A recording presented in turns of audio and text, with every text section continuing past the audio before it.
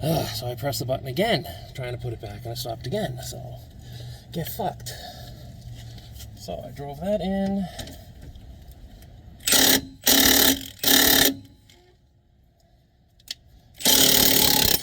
Loosen her up.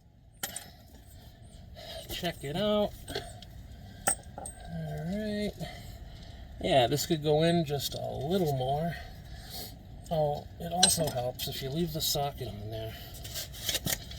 And move this over here.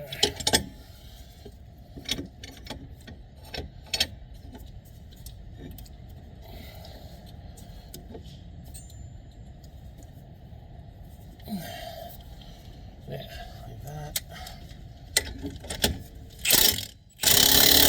With pressure on it, take a hammer, hit the knuckle, give it a shock treatment, and that helps the sleeve sit. Okay, let's take this off again.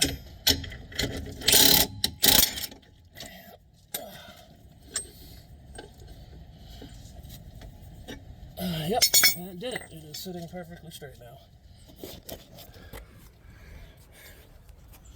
And that is how you press in a sleeve.